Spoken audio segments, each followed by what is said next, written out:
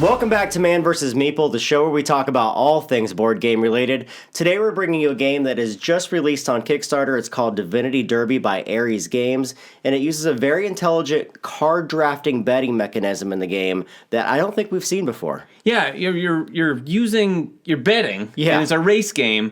And the word derby totally fits here, Sure. except instead of horses, we're talking about sort of mythical creatures. Right. And I have to say, when I first heard that, I was thinking, I don't know, it sounds like a pretty basic game. Right. But there's some stuff going on here that I've not seen in any other game, personally. Right. Yeah. So the whole idea behind the game is that everyone is representing a god, and the gods are betting on which one of these mythical creatures are the fastest. Or the slowest. Or the slowest, right. So the board itself is a racetrack, so to speak, and everyone starts behind the green line, and they're racing to get across the red line. And there's some breaks in there depending upon the number of players. There's bets that will happen in particular areas depending upon the number of players that are participating. It makes the mid-race game a little more interesting than if you just bet at the beginning. Right, but it is a 3 to 6 player game. Yeah. So how it works is, this is really, really unique. There are 6 mythical creatures, right? And each of the mythical creatures are represented by not only a miniature, and this is a prototype, but we're hearing that there's going to be a standard edition and a deluxe edition with painted miniatures. But each of the miniatures will start behind the starting line, and each of them will have a particular number of tokens that can be used to be bet on. Right. And it increases with the number of players. But we have a 4-player game set up here, so there's 3 tokens per creature. Once those tokens run out, you can't bet on that creature anymore. Yeah, and it's what's really interesting is you're not betting blindly. Right. So these cards get set out that have all the mythical creatures on them. They have various numbers. There's a top number and a bottom number that represents its sort of fast and its slower speed. Yeah.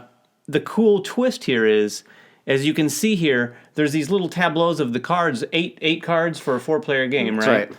But only 2 people share each tableau. Right. So there's a lot of hidden information in here. So in this game, for instance, I would have access to these 2 tableaus. Mm-hmm. Jeremy and I would share this one. Yeah. And Jeremy would have that with another player. Right. So you're able to look down and see, okay, I'm going to be able to make the Phoenix go pretty fast. Right. But Jeremy might not know that. Right. So once you've gathered some of that information, you're able, in turn order, to place some bets on the various creatures. Right. So the bets work like this. Each player has 11 betting cards. Over the course of the game, you're going to bet on 3 races. Each race has 3 bets in them. So you're only going to use 9 of your 11 bets in the game.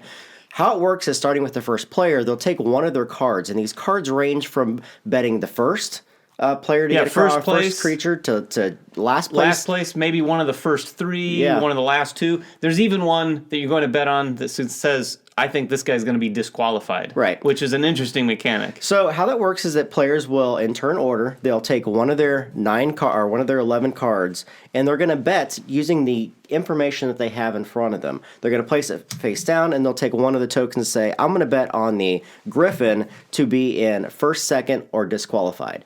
Only that player knows that information, right? Right. And you'll keep going around the board until 2 bets are placed, with a 3rd bet coming midway through the race. Right, and what's interesting about this betting, too, is when Jeremy makes that bet, someone might be sharing his tableau that sees all sorts of Griffin cards. So he's thinking, okay, Jeremy must be betting on that Griffin to place high. Yeah. Of course, Jeremy knows that, so he might actually have a different plan in mind, where he might be trying to burn those Griffin cards for their low values. Right. So also on these racing cards, you have ones that are, as David mentioned, you have fast speed, you have slow speed, but some of them have dirty tricks, and that's a plus number that is on the fast speed. There's a rule in there that says that when you play one of these cards, it has to be the first card that you play from your hand. Now, this is the trick. On your turn, when you're actually racing the creatures, you have to pick a card from your left and your right tableau at the same time. So I would take 2 cards, one here and one from here, and then you play one of them for their fast speed and one for their slow speed. The dirty tricks, in some cases, and I'll find one of these, for here, the Phoenix has a 1 fast speed and a 0 slow speed, but he also has a +3. Right. So you can make them go faster by cheating, basically. When you cheat, you're going to take that card and throw it into this area over here, and there's one for each of the 3 races that you'll be participating in. The other card that you've used will go into a discard pile. Now, Once the race is done, you'll be going through that stack and pulling 2 random ones out. Those creatures will be disqualified that come up. And there's some Zeus protection cards in there that could come up too, where there's a mix. None of them are disqualified. Yeah, in that protection stack, there's going to be at the end of the game, or at the end of a race, a mix of the protection cards, and then whatever dirty trick cards for various creatures are in there. So if you bet on someone to be disqualified, of course, you're going to want to use as many dirty tricks with that creature as possible. Right. And other people don't know that. It's easy in this game to look at what someone's doing and think you know what they're up to. Right. But we've played some games where you actually have to adjust your plan, because if you see someone taking the Griffin far around and you bet on the Griffin to be last place, you might try to gather your points elsewhere, because as Jeremy was saying at the beginning, you're not only going to be placing one bet, you're placing 2 bets at the beginning and then a third bet in the middle of the game. So you're able to sort of like cut your losses on one if you see that's not going to happen, and really focus on the other 2. So the adjustment in the plan comes with the third bet. When one of the creatures moves across a particular line, again, depending upon the number of players, a third bet will take place, starting with the player who moved that creature across the line. So they have an advantage right then, because they'll have the first pick of the tokens that they want to use. A third bet is placed, and then the game resumes with the next player in turn order.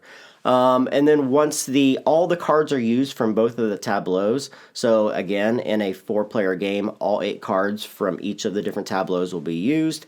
And then you're going to take those creatures and move them into the finish line. Yeah, so to basically speak. the placings. In the games we've played, I don't think we got one creature all the way to the finish line. No. But you're basically taking them in the order that they appear and placing them out there. Right. Then, as we said, you pick up that protection stack, deal out 2. Some people may be disqualified. You adjust the order and slide them down, and then score your points for the bets that you made. Yeah, you'll reveal all of your bets in turn order. Any of the ones that you got correct will go underneath your God token. Yeah, and you'll do that 3 times. Yeah, you do that 3 times, which is simple enough to think about, but you have to remember the bets that you've placed thus far, you can't use those bet cards again. Right. So you're running, if you use, I'm going to bet in the first 3 places, I'm going to bet in the first 3 places, you're now out of the card that says you're betting on the first 3 places. Right. So you're going to have to adjust the way and the style that you play. Instead of trying to get someone up front, you might have to play a card where you're trying to slow someone down or disqualify someone. Right. So you can run out of cards, and that does play a role in the 3rd round when you have much fewer betting cards. Yeah, I mean, this is a really intelligent game. It really is. It adds that element of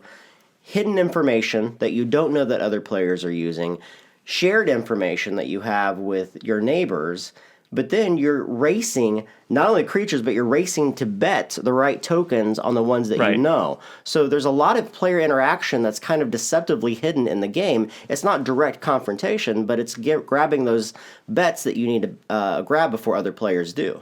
Right, and there's just enough luck to really bring home the sort of horse racing aspect to this, in my opinion, too, because there's enough creatures to where you might have information and you have some information, but you don't have full information. And you might bet on a horse or on a creature to place last, right? Not really knowing how much of that creature's over there on the other tableaus. Right. And you might luck out. Yeah. The other players might have plans to get people forward. There's been a couple games where the Phoenix was way in the back, and I had placed on a bet on the Phoenix to place last, and it became very clear that the other tableaus probably didn't have many Phoenix cards, or if they did, that's not what the other players were focused on. So it's a bit of a mind game, too, to figure out what other players are up to. Yeah, which requires the players to pay attention to what everyone else is doing. Yeah, you cannot just play your own game, for sure. You have to pay attention to what everyone else is doing. Now, there is some, and I think we might be spoiling some stuff right now, but there are a couple cards. There's 3 of them that were given to us by Ares. These are called God cards, right? And they can be used, one of your 3 cards per race.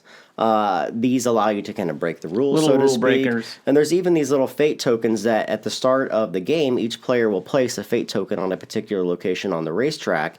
And then when a creature hits that, one of the cards will trigger off of those fate tokens and allow them, again, to manipulate the game or the race in a particular way that... and I think that's one of their stretch goals. Yeah, I think it is one of their stretch goals. It would add a nice little extra flavor to the game, but I have to say, I really enjoyed this game in its base form. It's a really pretty game, and when we got it, I didn't expect to like it as much as I did, but it's really fun. Right. So, guys, that is Divinity Derby by Ares Games. If you want something unique and you haven't played before, I've never played a betting game like this with this shared information. It's really, really cool. Go check it out on Kickstarter right now. Make sure you guys make comments below, like us on Facebook, follow us on Twitter, and everything else that we do here at Man vs. Meeple, and we will catch you guys next time. Bye-bye.